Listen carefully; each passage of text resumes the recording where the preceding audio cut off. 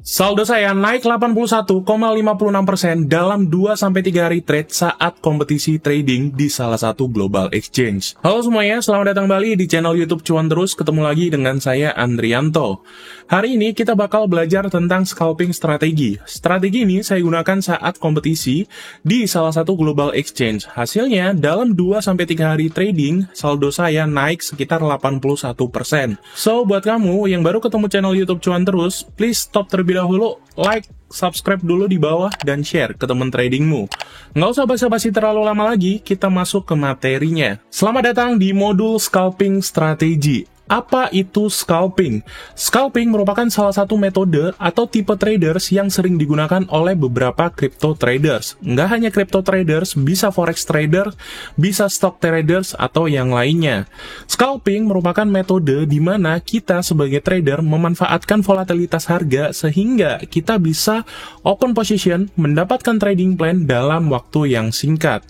Nah, ada beberapa komponen yang harus kalian perhatikan jika ingin melakukan scalping strategi ini. Komponen yang pertama adalah risk atau resiko. Resiko di sini sudah kalian tentukan, entah resiko equity atau risk per trade-nya. Kalau scalping, biasanya beberapa traders menggunakan dua metode. Yang pertama adalah risk per trade, di mana dia mengalokasikan resiko tertentu dari equity-nya untuk melakukan suatu plan.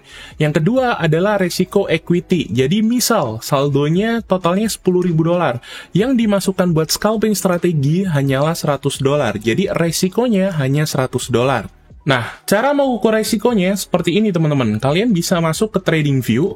Kemudian, contoh di sini ada salah satu trading plan yang udah saya lakukan. Kalian masuk ke bagian sini teman-teman. Ini ada long position atau short position. Kita pilih yang short position karena plan di sini itu ingin shorting ya. Kalian masukkan di sini titik entry, kemudian stop loss-nya berapa, take profit maksimalnya berapa. Nah, kalian klik dua kali atau pilih setting. Account size di sini kalian masukkan saldo yang sudah kalian miliki di Futures Wallet. Misal saldonya let's say $100 gitu ya. Lot size-nya 1, resikonya, risk per trade kalian ingin meresikokan berapa? Idealnya, kalau $100 mungkin bisa mencoba 2-5%. Kita contohin di yang 5%. Jadi kalau 5% kalian memiliki kesempatan 20 kali untuk gagal. Nah, di sini teman-teman, sebetulnya untuk menentukan resiko, kalian harus memiliki data backtesting terlebih dahulu. Misal, dengan menggunakan strategi A, kalian consecutive loss-nya itu ada berapa kali? Jangan sampai kalian consecutive loss-nya itu 10 kali, namun resikonya kalian di sini 10%. Jadi, kalian bisa terkena likuidasi.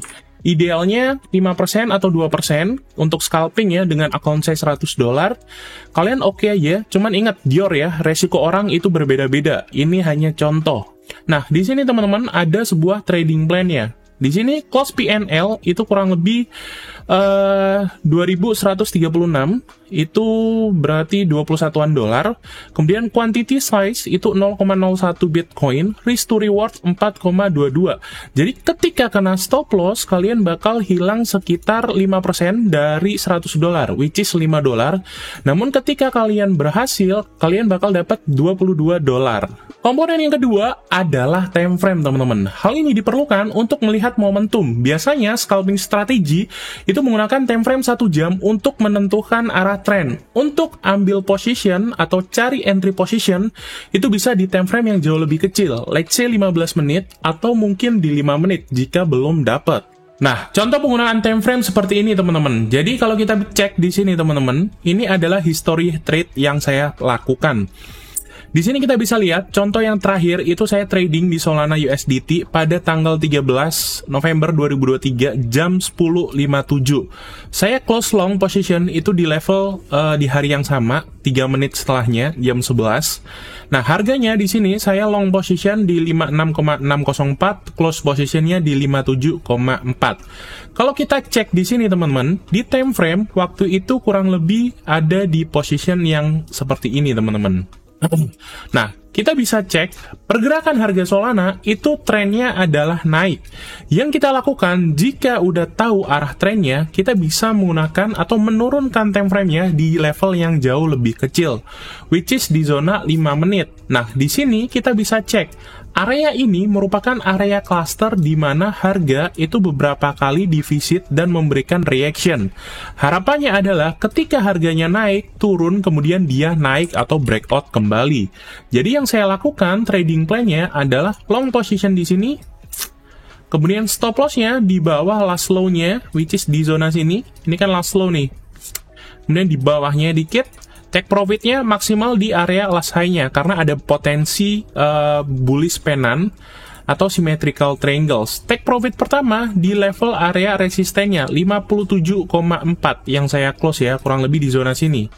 Nah, plan saya tinggal menunggu areanya reject di sini dan retest. Entry hit dan take profit kena. Take profit kena, dia turun. Ya, historinya ya, kurang lebih 3 menit. Komponen yang ketiga adalah follow the trend, teman-teman. Ingat, trend is your friend, teman-teman. Kalau kalian scalping, kalian hanya trading dalam jangka waktu yang sangat pendek. Jangan sampai kalian counter the trend, kemudian kalian sangkut ke bawah.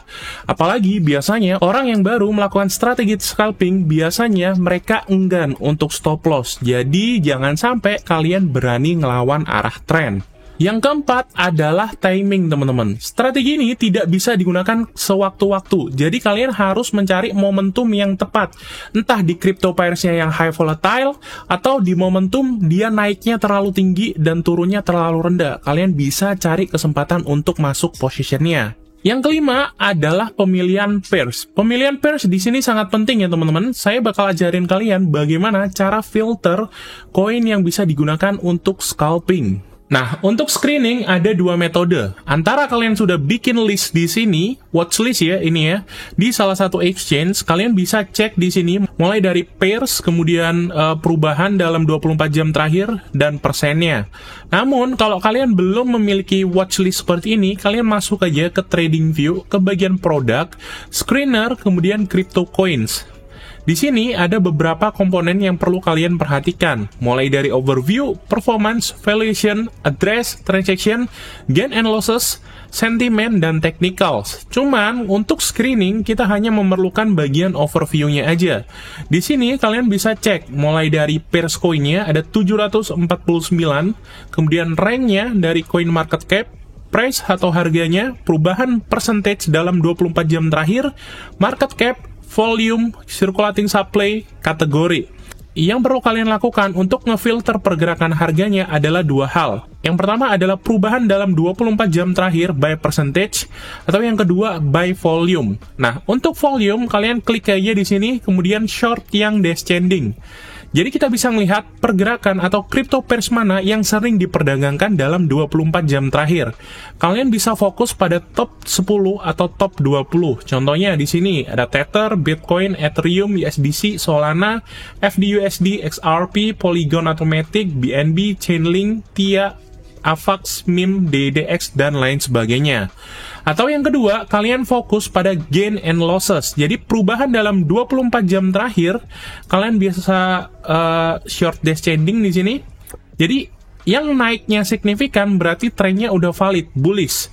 Kalian bisa cek di sini. Ada Moon, ada Airgo, ada Banana, Epic, DDX, Bong, Prime, Paul, Cake, dan lain sebagainya. Jadi yang perlu kalian lakukan, contoh di sini DYDX, kalian masuk aja di TradingView bagian chart, DYDX, USDT gitu ya. Kemudian kalian cek pairs-nya. Nggak mungkin dalam pergerakan harga, dia itu one way naik ke atas.